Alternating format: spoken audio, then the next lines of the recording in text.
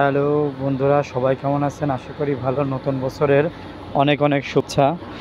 আসলে ভিডিওটা পুরনো, তবে বছরটা নতুন। আমি দীর্ঘ 2.5 মাস যাবৎ ব্যস্ততার কারণে ভিডিওটা পোস্ট করতে পারিনি। তো এখন অবশ্য ভিডিওটা সময়ের কারণে আর কি, ভিডিও এডিট করা, পোস্ট করা এগুলো অনেক সময়ের ব্যাপার, যার কারণে করতে পারিনি।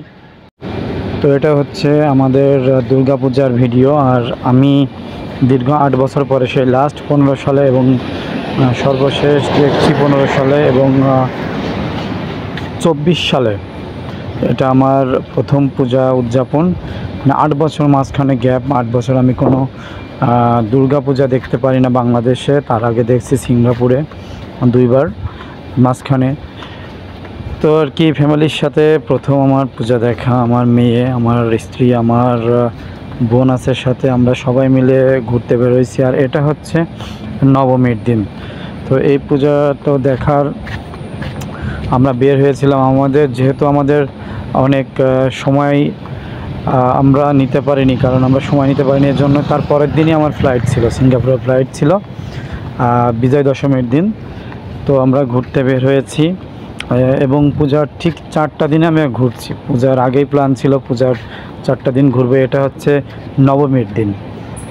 তো অ্যাকচুয়ালি বলতে পারি যে পূজার অনেক স্মৃতি এবং অনেক কি বলবো, পূজার যে স্মৃতিগুলো সবসময় মনের ভিতরে থাকে। কারণ পূজার স্মৃতি এবং বাড়িতে থাকা স্মৃতি একটা মধুর স্মৃতি। আর পরিবারের সাথে ঘোরা তো আসলে আরও মজার। তো সেই সব স্মৃতিগুলোকে নিয়েই এখন আমার গ্যালারিতে, মনের গ্যালারিতে সেই সব স্মৃতি। তো আপনারা দেখছেন, এটা হচ্ছে আমি ঝিনাইদহের যে পূজাগুলো আছে, ঝিনাইদহে বেশ কিছু পূজা দেখছি আসার আগে, সেই পূজাগুলো। এবং ঝিনাইদহের বিভিন্ন জায়গাতে আমি ঘুরে ঘুরে পূজা দেখছি।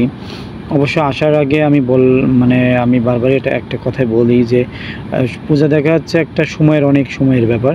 কিন্তু আমি আসার আগে আমার ব্যস্ততা খুব বেশি ছিল, যার কারণে আমার নবমীর দিনে আমার ঘুরতে গেছি, দশমীর দিন আমার ফ্লাইট ছিল। তো সব মিলে খুব ব্যস্ততা। তো অল্প সংখ্যক ঝিনাইদহের কিছু পূজা দেখছিলাম, সম্ভবত আপনার 12টা কি 13টা হবে। তো এই একটা পূজা, তো সব মিলিয়ে অনেক আনন্দ করা হয়েছিল।